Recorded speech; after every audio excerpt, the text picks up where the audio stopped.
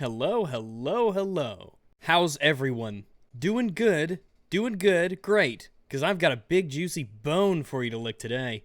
It is going to be magical beyond all comparison. And by that I mean it's going to be awful. We're going to talk about the gays and why they keep dying. In video games, not in real life. I mean, we know why they keep dying in real life. It's not a big mystery. But before we begin, I implore you to do a simple thing for me. YouTube's kinda going to shit. Many of you already know the grisly details, but whether or not it's a bug or a new family-friendly feature, they've been unsubscribing people from channels, so you're not seeing notifications for whenever I release content. So make sure that you have subscribed to this channel. I've never asked before, but YouTube kind of forces me to mention it. And if you are, then go ahead and go and click this bell button here, the bell button, and so that you can get notifications so you don't miss out on anything. Because fuck YouTube. Also, give me money and send nudes. So, video games journalism is kind of becoming its own joke. I say becoming, it has become its own joke. We crossed that line a long time ago. Polygon, Destructoid, Kotaku, they're drinking from the social justice Kool-Aid. It's infringing upon the good sensibilities of gamers everywhere. Gita Jackson goes onto Kotaku and writes about Charlottesville and Selma. Tyler Wilde says we should stop using the term PC Master Race because Nazis. And the infamous Jed Whittaker tells us that gaming needs more safe spaces. Yes, that Jed Whittaker. The Jed Whittaker who put a Joy-Con up his ass. I'm serious. There it is. Look at that. That's gaming journalism. That right there. What you're looking at. This picture here. This photograph. Moving on. So what's our big juicy bone for today? Well, it's an article from Polygon. Brace yourselves. Why I'm afraid video games will continue to bury its gays. A trope from pop culture can be stopped in games. Yeah, thank God, I was worried about all those pixels on the screen. Anyway, this article is written by Ki-Hoon Chan. Ki-Hoon says, okay, I just saw the Vice coverage on Charlottesville and I'm so fucking angry right now. Freedom of speech? My goddamn foot! The centrists are really as terrible as these Nazis. Oh my God. Can you imagine living your life thinking that centrists are as bad as Nazis? Holy shit. Nowadays, anyone to the right of Michael Moore is a frickin' alt-right white supremacist Nazi fascist. And look, we say it kind of like it's a joke, but these people are real, by the way. This isn't like a hyperbole. There are people who actually believe this. That the centrists are really as terrible as these Nazis. Look, guys, this has to stop. This has to stop. This whole being violent towards people, miscategorizing people as the extreme of either side, it needs to stop. It needs to quit. This is ridiculous. And it's getting people hurt. Antifa's beating up dudes on the head with bike locks and smashing buildings and destroying property. We have people... So what is that? So one Nazi loser decided to drive his car into a crowd of people. This has to stop. This is ridiculous. And the hyper-exaggerations mostly come from the left. I'm just going to be honest with you. Everyone's a Nazi. Everyone's a fascist. Everyone's a white supremacist. You have to stop doing that. And sorry to get a little political here, but just stop beating people up and stop demonizing everybody, and maybe this shit wouldn't happen as much. Someone with about 20,000... Wait, how come there are black borders on this image? Fuck. There. Someone with about 20,000 followers is going through my tweets and getting their followers to spew vile shit at me. I'm not, actually. That's a total fabrication, the second bit. I'm not encouraging anybody to spew vile shit at you. I'm not spewing any vile shit at you myself. I just saw your article here and decided to find out who was behind the name. Who is Ki-Hoon Chan? Right, the black borders are back. I fucked up somewhere along the line. Deal with it. I didn't tell my followers to do anything, and I specifically tell people not to spew vile shit. Speaking of vile shit, though, remember this gem of yours? I mean, as far as I'm concerned, telling centrists and moderates that they're as terrible as Nazis is pretty vile. Anyway, we got a black bar formatting extravaganza fuckapalooza going on here.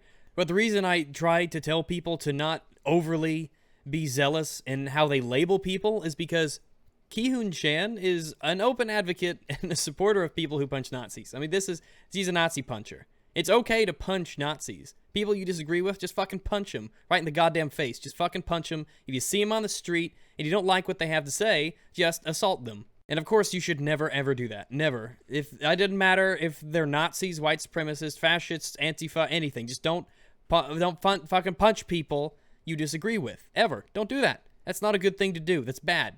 It makes them a victim, all right? It gives them the ability to retaliate in self-defense. It legitimizes them because now they could say, see, I'm being assaulted for my beliefs.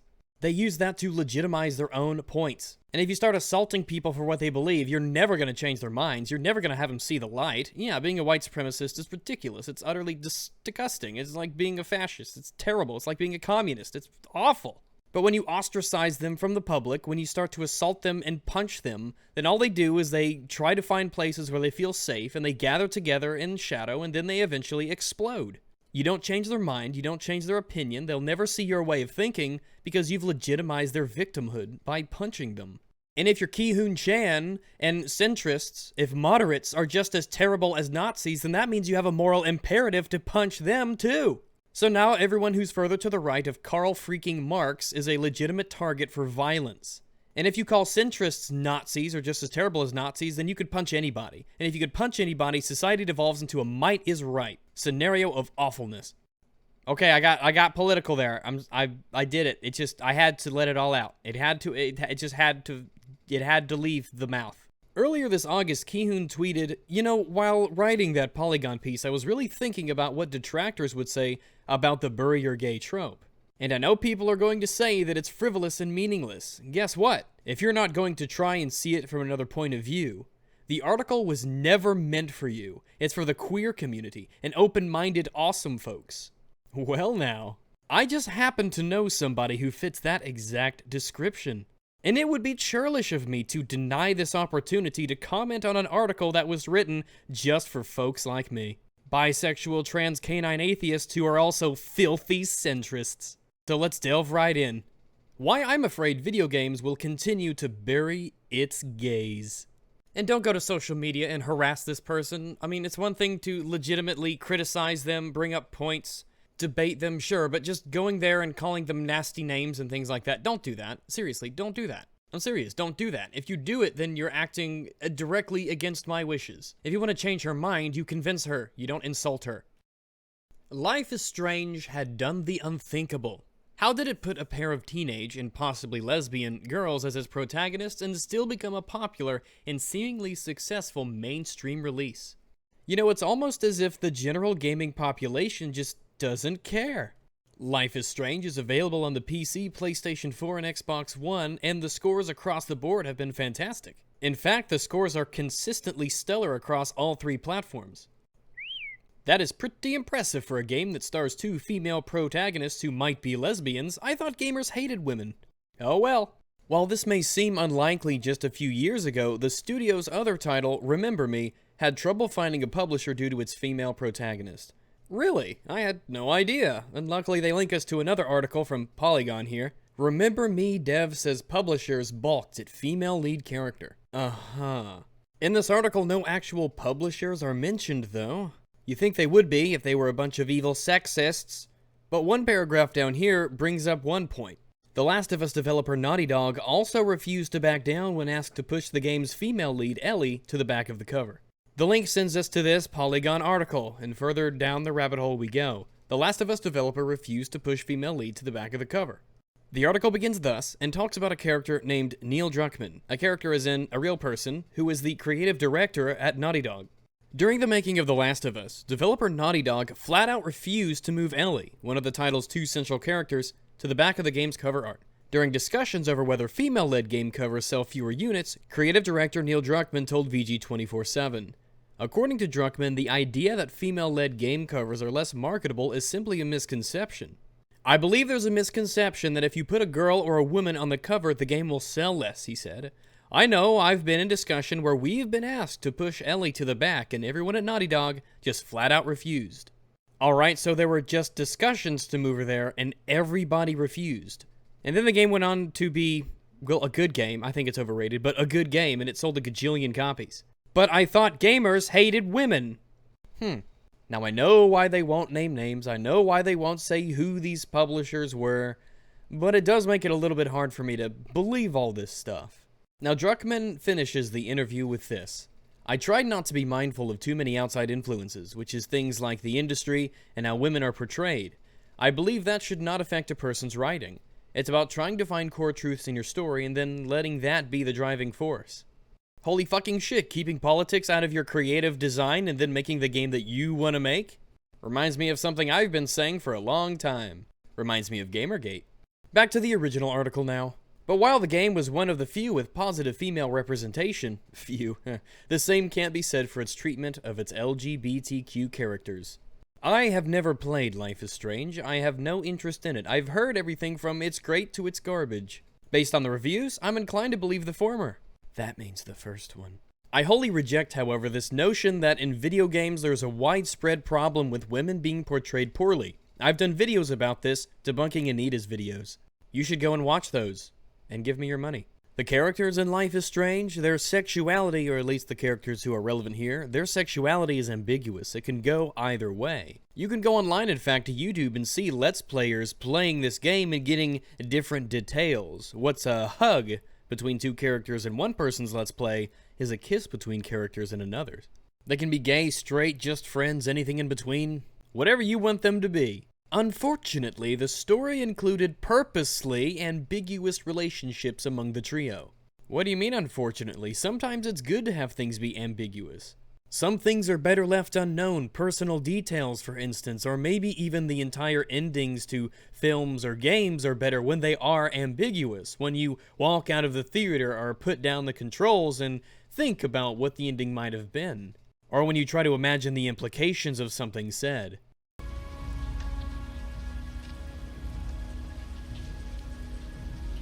Too bad she won't live.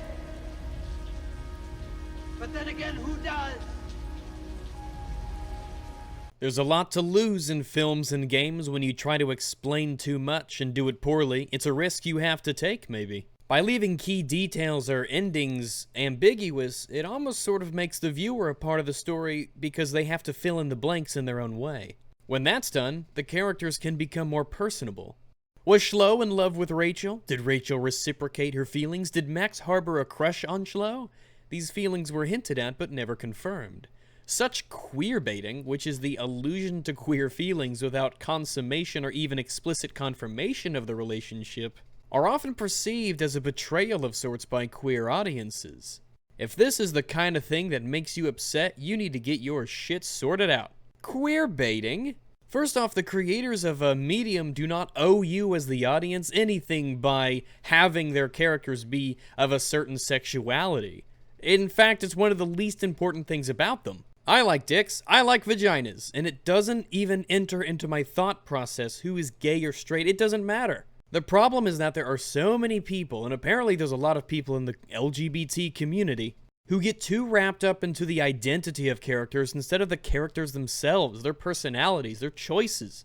Who cares if they're gay? Who cares if they're straight? Who cares if they swing both ways, left way, sideways, upside down from the chandeliers? It doesn't matter. Even when you talk about their motivations in a relationship or in a romantic sense, those are important to characters not because they are gay, not because they are straight. It's because they care for somebody and they just happen to be gay or straight.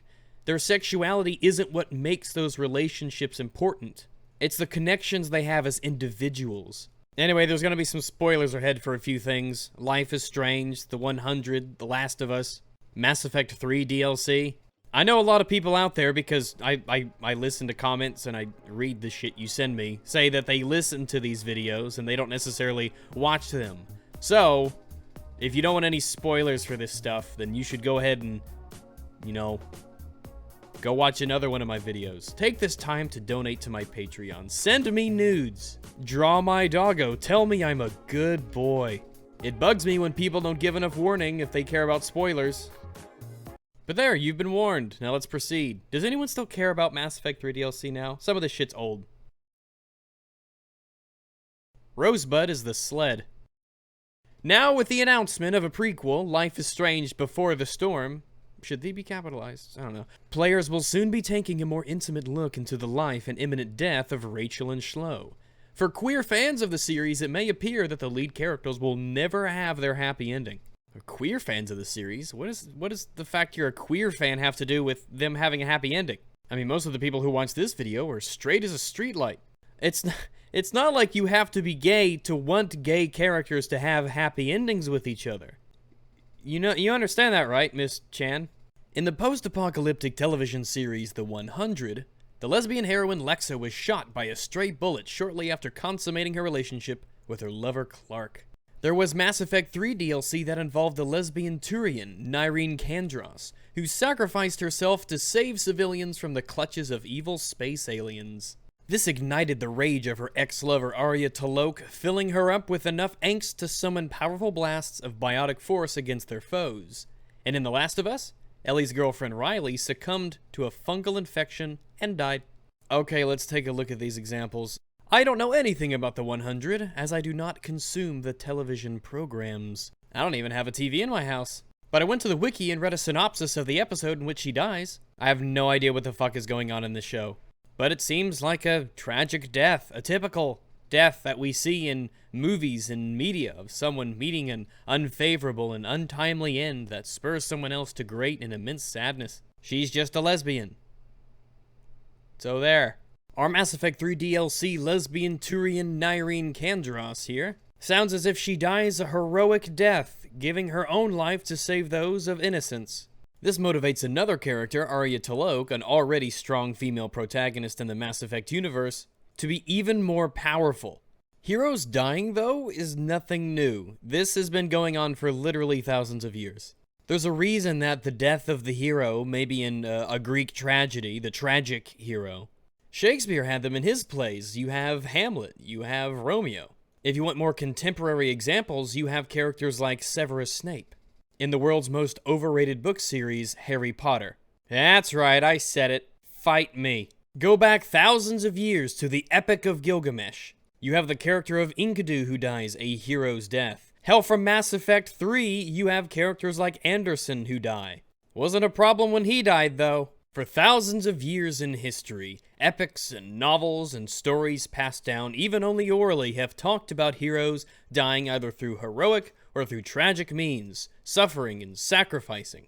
Stories go back to ancient mythology, further back than you'll ever know, and yet for some reason, now that we're starting to include more LGBT characters, more female characters, and more contemporary and modern storytelling, and the same thing happens to them, all of a sudden we're burying the gays. Being a video game character, being a movie character, being a character in literature, it's dangerous. You could get hurt. You could die. Being a certain thing, having a certain identity should not save you from death. You don't get a magical storytelling shield that will ward off death in the narrative. The natural result of a huge inclusion of more LGBTQ characters, of more female characters, is that they are going to meet the exact same fates that males and straight people have been meeting for thousands of years. This is the nature of the beast. This is the natural result of being included in potentially dangerous storytelling scenarios. You might die. And you know what? That's okay. And I'm already sick of talking about The Last of Us. What's interesting, though, concerning Ellie and Riley as a couple in The Last of Us is that Neil Druckmann, who we talked about earlier briefly, who designed it, he said that he wrote Ellie as a gay character, but he preferred to leave the subject of her sexuality up to players to decide. He wanted to have it be ambiguous. But let's talk about Riley's death in The Last of Us. Let's talk about that for a second. What we see is we have a character, Ellie, a main character, a protagonist, who is written as a gay character. She has a love interest. That love interest dies.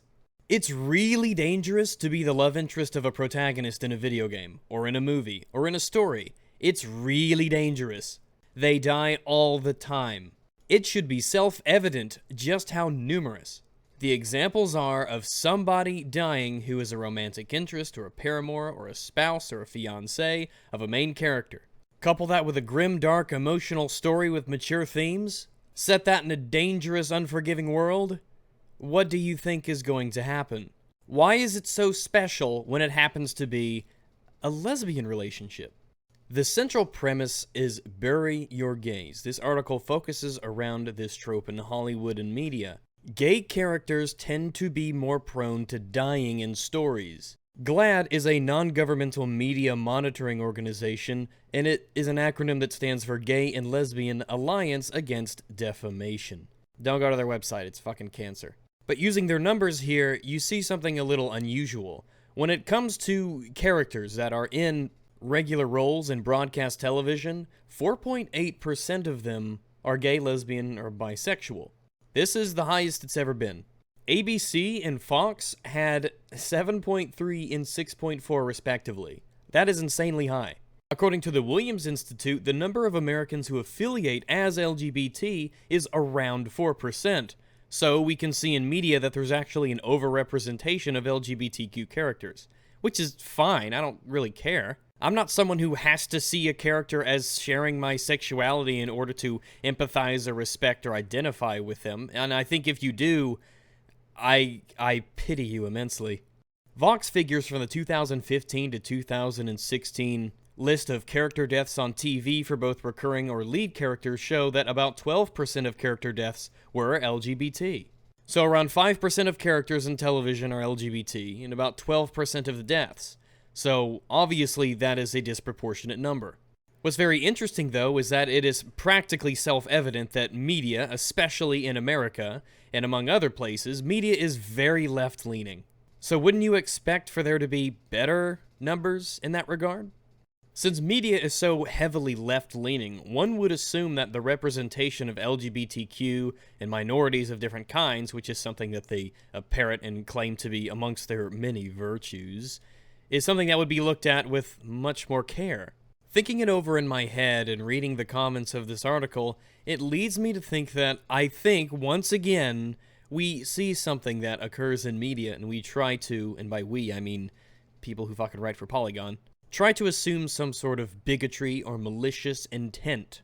Honestly, I think it's the bottom line of such productions that can skew who lives and who dies. The reality of the situation is that LGBTQ communities in the United States and other places, they are the minorities, by a huge margin. Representation is important for some people, it doesn't matter to others. For a left-leaning media conglomerate, which we see in the United States, even they understand that in terms of viewership and engagement, there's only so much time you can spend representing this tiny segment of the population.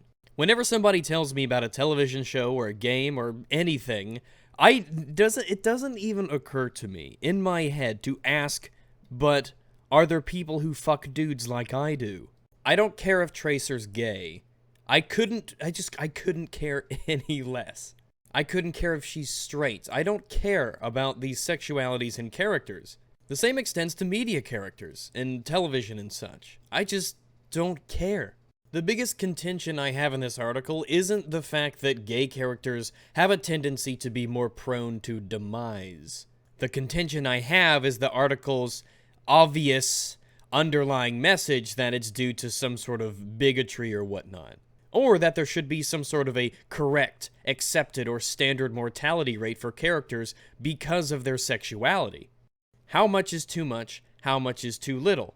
Why is it even a problem at all? It's the natural result, I think, in the media, that if you're trying to represent people who are a very small minority of the population, then there is some level of, well, disposability that those characters have. And it's not due to bigotry, it's just that you're trying to use these characters to appeal to a segment of the population, and that segment of the population is really small.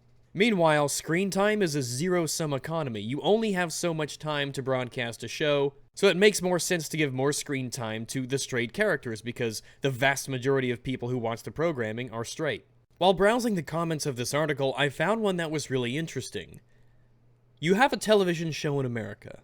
One recurring character plays football, another who's a curler. Who is more disposable? Or one character is American and another is Russian. Who is more disposable? To maintain appeal, creators will pragmatically choose the best representation of society. They are, at least, equally represented to societal statistics. I don't argue with the problems facing the community at large or tropes that may affect them, but one can't expect them to be disproportionately represented because it doesn't resonate. I'd venture a guess that any minority, demographic, viewpoint, nationality, affiliation would follow the same trend line. I don't think it is as malicious as the article paints. So let's keep that in mind a bit as we move forward. The sins of being queer. Thankfully, video game developers are taking more care when it comes to depicting minorities accurately and positively. Seems kind of strange, portraying accurately? Positively? What if the character's a dick? What if the character's a big old piece of shit? What if the character's just an asshole? What if the character's the villain? What if the character's a good guy, but he's just a boring and uninteresting person? What if he has just an uninteresting personality? How do you correctly portray a black person? How do you correctly portray a gay person? How do you correctly portray a trans person? Well, the answer is you don't really. Thinking that someone who's black, someone who's Hispanic, someone who's trans, someone who's gay, thinking that one of these people has to behave a certain way, or that they all do, or that there's a certain way you need to be if you are one of those individuals is ridiculous. It falls into the toxic idea of identity politics. If you are this thing, you need to be this way. Or because you are this thing, you have to, and surely should, be thinking in a certain manner. Characters, both real ones and ones that are in media, should ideally be portrayed, or at least understood to be, individuals. By making the assertion that there is some sort of a correct way to portray someone by virtue of that person's blackness, transness, gayness, it also implies there is an incorrect way to portray people, meaning that if somebody is a certain thing, you cannot have that certain person be a certain something. You can't portray a woman as being stupid or foolish. You can't portray a trans person as being, well, really anything negative. It implies the concept of protected classes. This is in direct opposition and clashes with individualism, something that I'm a fervent supporter of. A gay character on TV does not represent gay people in reality. A trans character does not represent real trans people if that person's on television. Rags the Doggo does not represent anybody except for himself. I'm just me. These characters weren't just hinted at, and their status as queer or trans didn't earn them a violent death. It's a bit sad that these two facts feel so noteworthy, but let's praise the small amount of progress being made. That doesn't make the criticism of how far we have to go any less important. No, I think this article is the epitome of petty. The pop culture killing of queer characters likely had its roots in the Hays Code, otherwise known as the Motion Picture Production Code back in the 1930s. So the Motion Picture Production Code, or the Hays Commission, was proposed in 1927, was strictly enforced starting in around 1934, and existed until the late 60s. Basically, the Hays Commission was a set of guidelines that spelled out what was acceptable and what wasn't acceptable content for motion pictures in the United States. The replacement of this code is what we know today, the MPAA guidelines, the Motion Picture Association of America Film Rating System. In the latter years of the Hays Commission, it was being enforced so poorly and so lightly that a new system needed to be devised.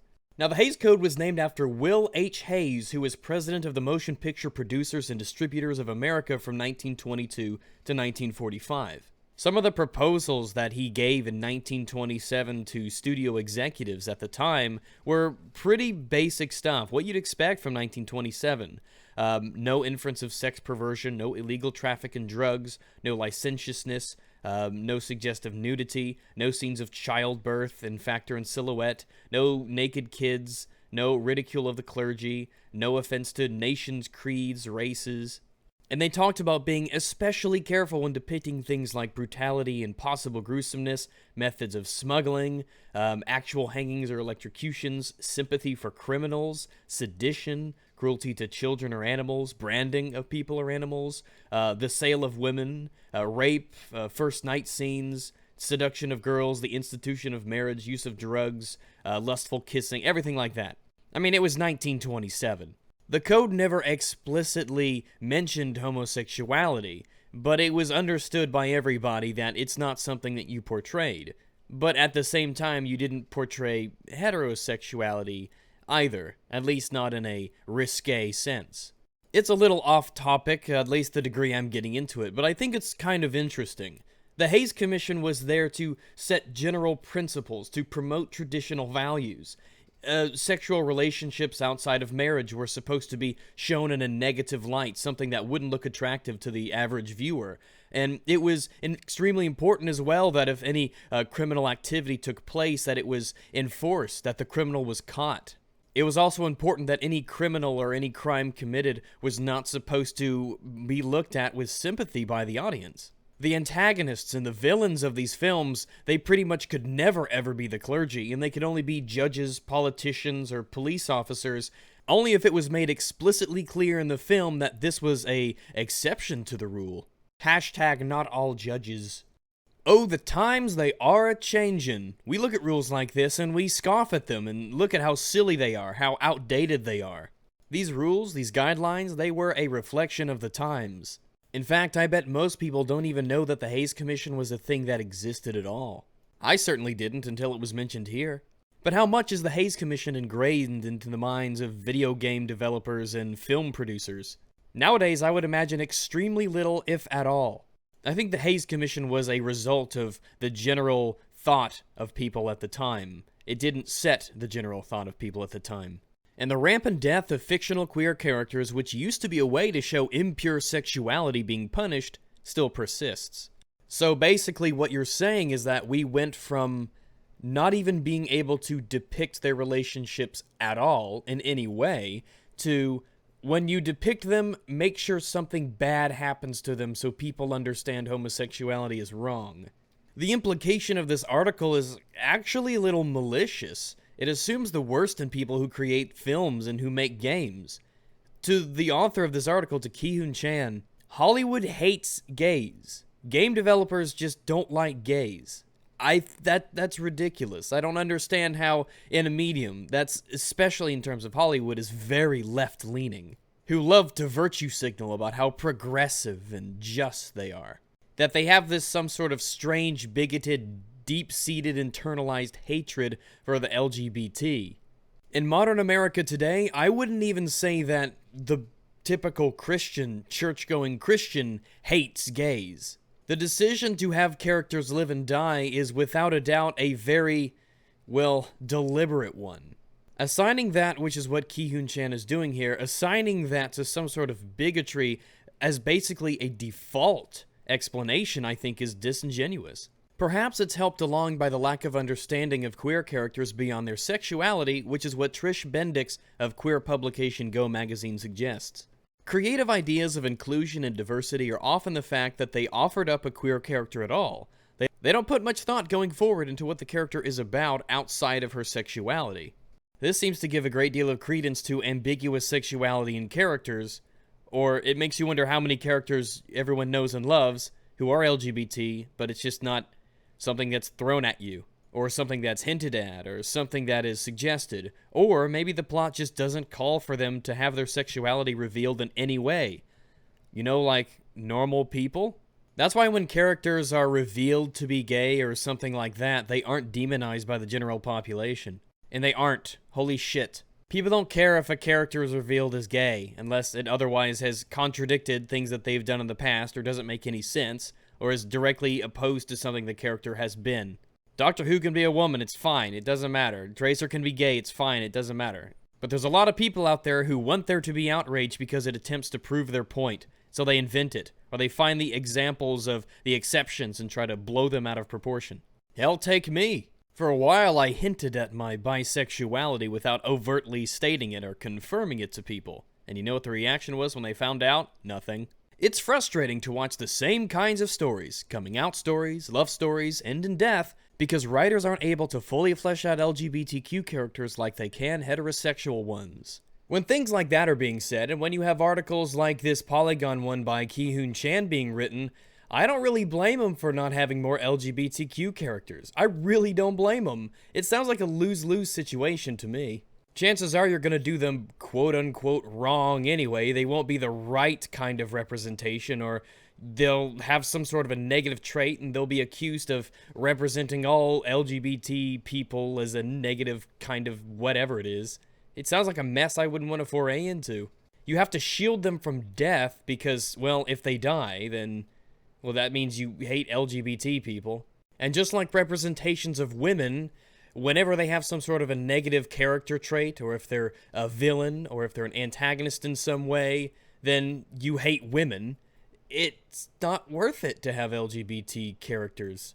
No matter what you do, you're going to be called a bigot because of it, because your creative vision calls for, God forbid, someone to die in your piece of art, and that person has to be LGBT. Sounds to me that based on articles like this and statements like this from What's-Her-Face here, representation is like a narrative minefield. The why may be a question that's worth asking. Well, yeah, you got that fucking right, yeah. But what is more important is that we recognize the problem, and it is a problem. Is it a problem, really, though? I mean, I'm bisexual, and I consume a lot of media, games, and all that, and I haven't really noticed, honestly. Do you think that audiences who consume movies, for instance, think less of black people because it's a trope in horror movies that the black guy dies? Do you think that consumers of media think that dads and father figures are stupid and incompetent because they're often portrayed as such, the dumb dad trope on televisions and sitcoms?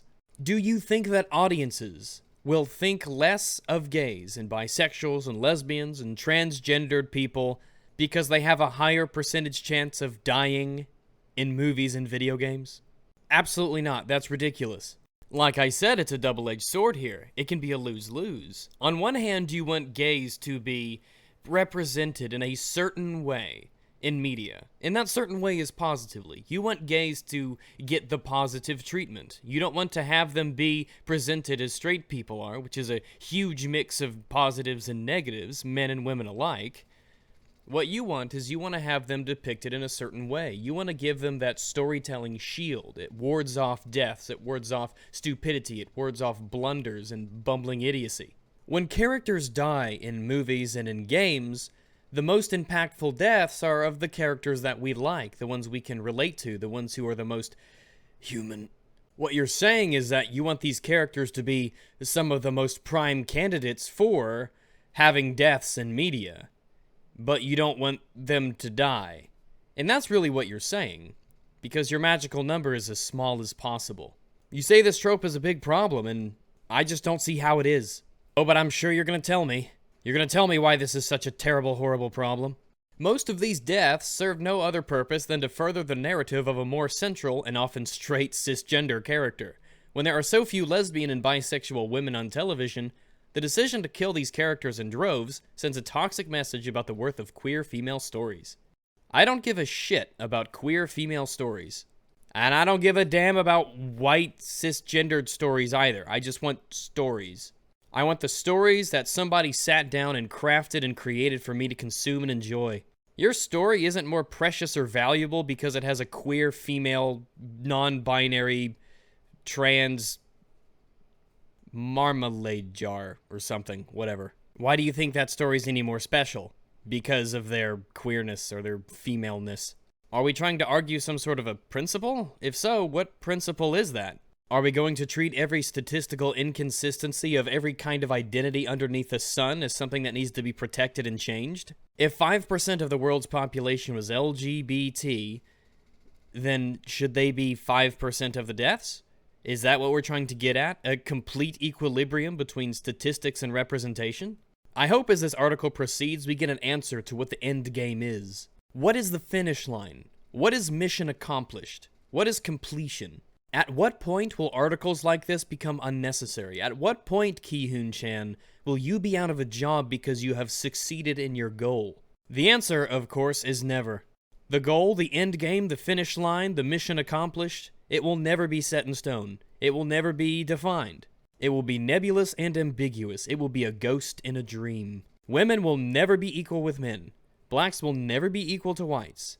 Gays will never be equal to straights. There must be injustice out there somewhere, and we must search for it. We must dredge it up from the depths of society. We must find the outlying examples. We must find that sexist racist out there somewhere and broadcast him to give us strength, to make sure that we always are here to give our message regardless of whether or not it's necessary or needed. It's shocking, in fact, how few Nazis and white supremacists we still have left.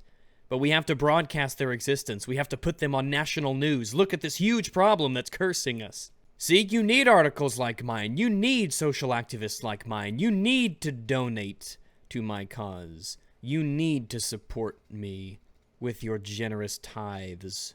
You need to fund my video series. Going back to this paragraph, though, these deaths serve no purpose other than to further the narrative of a more central and often straight cisgender character. It sends a toxic message about the worth of queer female stories. You say that these deaths serve no other purpose than to further the narrative of a more central character. Why do you say that so flippantly? That's a big deal. The central character is, well, he's the one that the story, for the most part, revolves around. It's no small thing when other characters die and leave the story in that capacity to further his journey or his development. All characters, in some degree or another, further the narrative or add to the story in some way. This has been the case since the beginning of time. But I get what you're saying here. You're saying that people will get the impression that if a gay character dies, to further the narrative of a straight protagonist or a straight character, people are going to get the impression that gay lives literally have less value. And that's retarded. That's why movies and games and media in general has absolutely no problem with their protagonist being really anything, so long as the actual story is good. Oftentimes, if terrible writing or a terrible story has a gay character in it, or has a gay protagonist especially, that is used as a scapegoat for the criticism. You just didn't like it because you're a bigot. Gay characters aren't special. Get over it. When those in the queer community, especially the younger ones, only ever see the death of LGBTQ characters in the stories they love, it's hard not to despair. In fact, it is even harder for them to imagine that they can lead better lives themselves. Alright, the queer community is not a thing. It's a demographic, it's not a community. I mean, I guess there can be communities that form around that. I mean, I'm the B in LGBT, and I'm not part of any LGBT community. And based on a lot of the things I've seen from these LGBT groups, I don't want to be part of them. They certainly seem to be doing a lot of speaking on my behalf without my consent anyway, so really membership would just be redundant. If you despair over the death of a character, that's fine. I mean, a lot of the characters that you grow close with, you identify with, you respect, that you enjoy, who are funny or witty, or that you like seeing on screen, yeah, it can be sad to see them die. Death is not exactly a happy thing. But if you're sad to see them die just because they have the same genital preference as you, that's kind of like being sad a character dies because of their skin color. And if someone does see an LGBTQ character die in a movie or in a game, and it makes them literally think that they can't lead a better lives in the real world, then that sounds indicative of a much more deeper issue. That sounds like a disconnect from reality. You need help. And I mean that. If you're gay or trans and you see gay or trans people in the media, characters, fictional characters in fictional settings dying at a higher percentage rate than straight people, and that makes you question your own self-worth, you seriously might need to talk to somebody. Transposing a fictional character's worth onto your own, that's really not healthy. Nobody should do that, straight or gay, black or white, tall or short. Indeed, LGBTQ characters should be treated the same as their straight cisgender counterparts by the rules of their series world. Stop using cisgender, it's called normal. This means having the same opportunities for romance, nuanced motivation, developed backstory, and the same odds of death. When the most repeated ending for a queer woman is violent death, producers must do better to question the reason for a character's demise and what they are really communicating to the audience. Ugh, fuck no. This paragraph might seem really reasonable at parts, and it really does. It starts off fairly reasonably. You should be treated the same as their straight cisgender counterparts by the rules of their series worlds. Yeah, that's fine. That's totally fine. The creators of stories can, of course, do whatever they want. But, yeah, it's fine to want equal treatment to people. That's absolutely fine. There's nothing wrong with that. I mean, that's preferable. But at the end, they really, really, really fuck it up. Honestly, this might be the biggest contention that I have with this entire article, what Ki-Hoon Chan says right here in this paragraph. It sounds like one of the most ridiculous things that could ever be uttered by someone who considers themselves a gamer or part of the gaming, well, community. Whatever that word means these days. Let's read that back one more time and you can see pretty obviously that there are reasons why I really, really don't like this idea. In fact, I think it's dangerous to the industry if a lot of people get the same idea in their heads as well. When the most repeated ending for a queer woman is violent death, producers must do better to question the reason for a character's demise and what they are really communicating to the audience. Producers, publishers, must do better to question the reason for a character's demise. First off, from a more pragmatic perspective, this could be industry-wide suicide for developers if publishers start to be the ones to decide what will and will not be acceptable in their projects. Granted, they do this to a degree right now. After all, it's the publishers who fork over the cash, they keep the lights on and the paychecks steady. It's their money oftentimes that is at risk. And the bottom line does matter. But look at the gaming landscape as we know it now, and this has been going on for years and years and years. This is no new issue. Microtransactions, downloadable content, cut content, pre-order incentives, excessive DRM, region locking and localization, etc., etc. There is a give and take, a balance between the consumers and the people who create the games.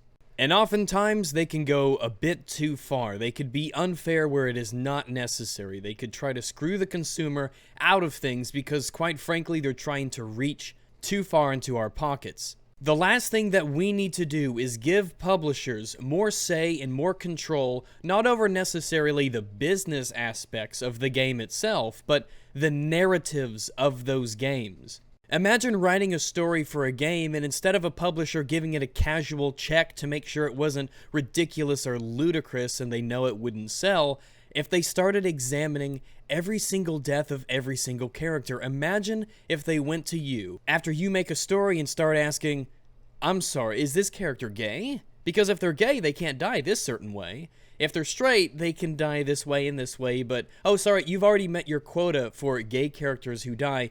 Everyone else who dies from now on has to be straight.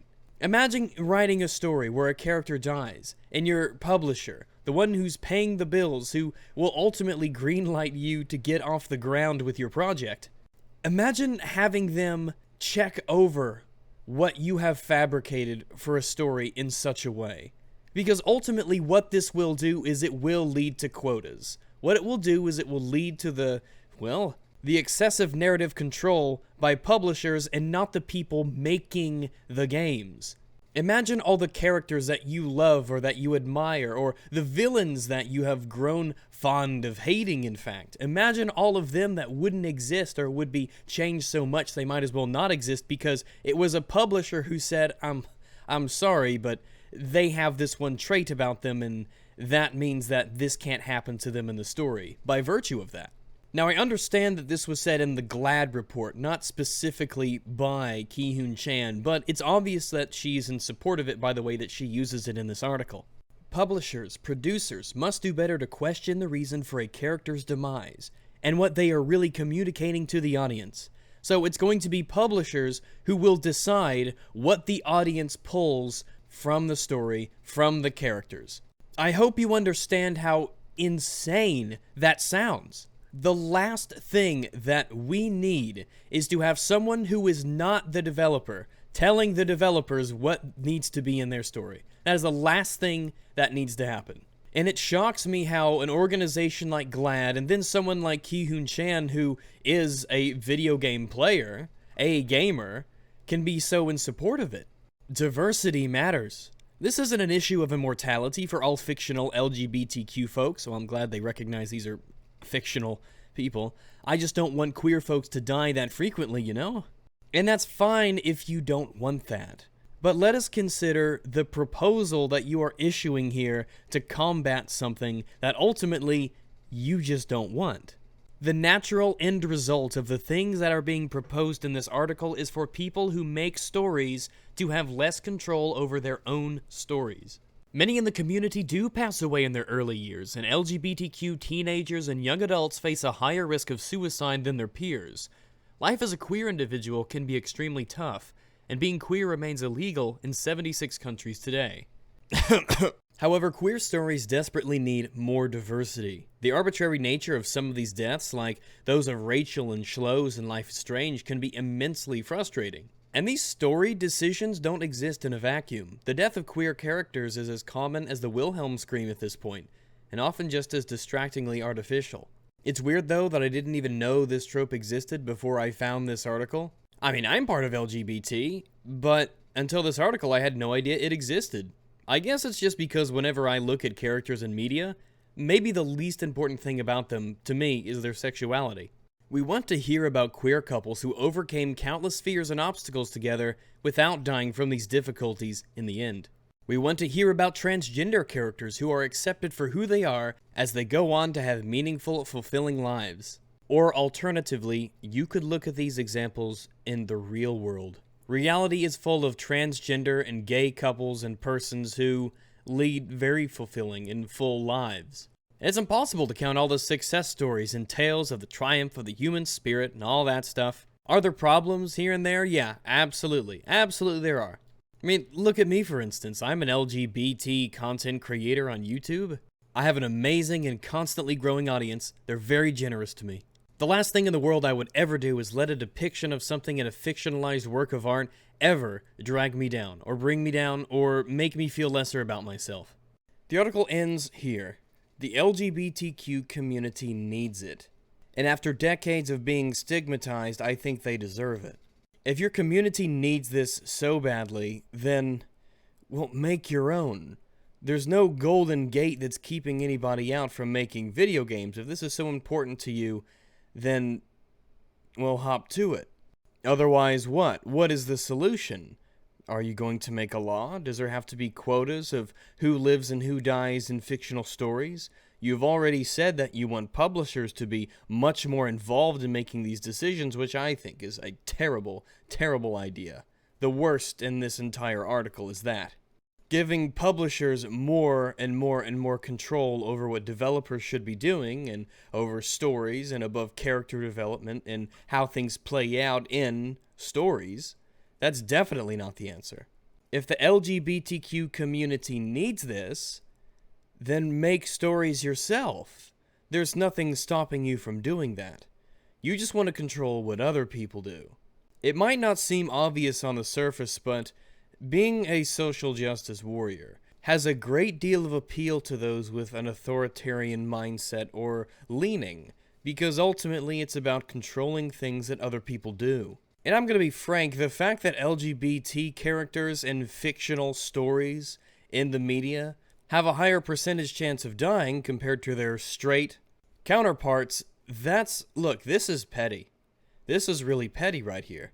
How far and how long does it take to leap from publishers should have more creative control to there needs to be industry rules, there needs to be laws, there needs to be maybe incentives financially or otherwise to get the things that you want out of other people's stories?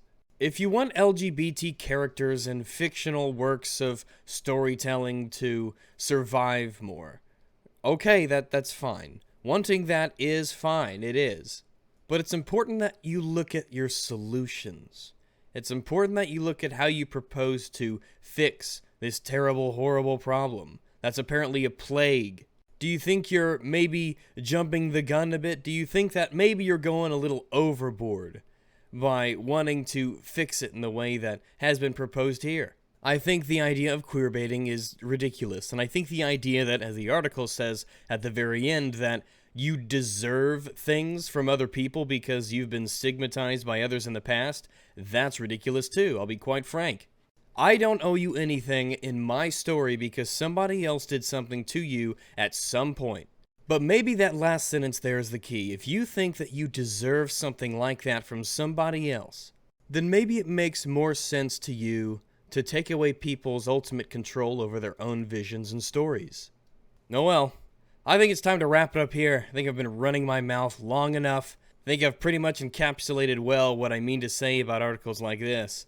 Ultimately, maybe don't put too much stock into fictional characters and how they behave or how they act or how certain things happen to them. Try not to read too deeply into things as well. And don't assume malicious intent where there is none, Ki-Hoon Chan. I know it might sound strange, but maybe not everyone is out to get you.